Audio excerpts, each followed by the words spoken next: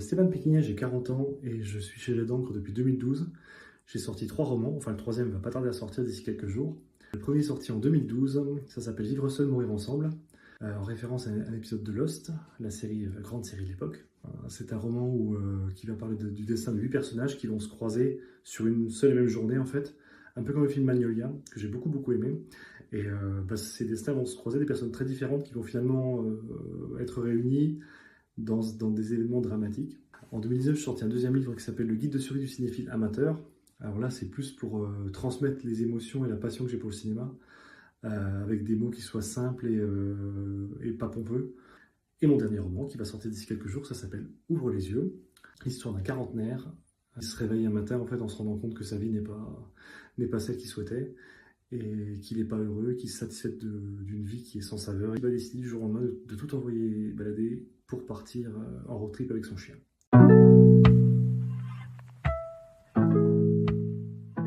Lorsque j'écris un roman, je dois forcément avoir en tête le début, le personnage principal, ses traits de caractère, son univers, et la fin, le dénouement final, le twist, la chose qui va retourner un peu le lecteur.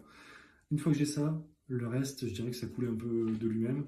Je me fais une espèce de frise chronologique sur un mur, je note en gros les moments importants du livre qui vont permettre d'aboutir à ce dénouement final, et ensuite je vais broder autour avec des dialogues, avec des descriptions et avec des indices peut-être pour le lecteur.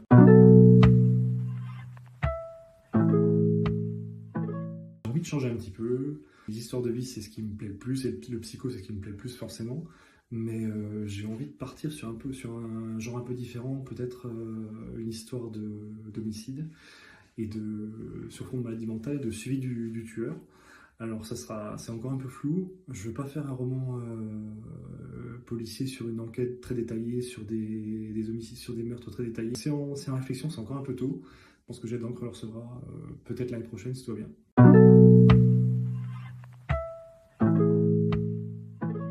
Très professionnelle, mais surtout qui est très humaine et qui est très dans la proximité et dans le suivi de chaque étape.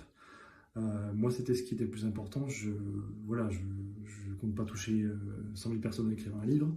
Par contre, ça me passionne et j'ai vraiment envie de participer à chaque étape, de voir comment on crée vraiment un livre, de la première lecture à la correction, au changement, à ce qu'on peut améliorer, au choix de la couverture, à tous les choix possibles en fait. C'est vraiment de A à Z un projet qu'on suit avec Jet d'encre, ça m'a beaucoup plu. Les retours très constructifs et très pertinents qu'on m'a fait sur le livre, certains paragraphes à un peu développer, à vérifier la cohérence, tout ça c'est très bien, ça prouve qu'ils passent du temps à lire et que c'est pas juste ils choisissent le bouquin, quoi. C'est pas juste un bouquin en plus qu'ils font, c'est vraiment un livre qui leur a plu, sur lequel ils s'investissent. Moi ça me plaît. Et puis voilà, quoi, c'est une collaboration que j'apprécie beaucoup. On verra si ce troisième livre, c'est le livre de la maturité, c'est ce qu'on dit en général avec le troisième ouvrage. Mais en tout cas, ouais, je sais que je continuerai chez eux et le prochain, je le renverrai toujours en priorité chez Jet d'encre. Et j'espère aller les voir un jour sur place. J'ai pas encore pris le temps de le faire, mais ça me plairait beaucoup. Voilà, le côté très humain et très à l'écoute, ça me plaît beaucoup. Et la confiance mutuelle qu'on peut avoir l'un envers l'autre, c'est top.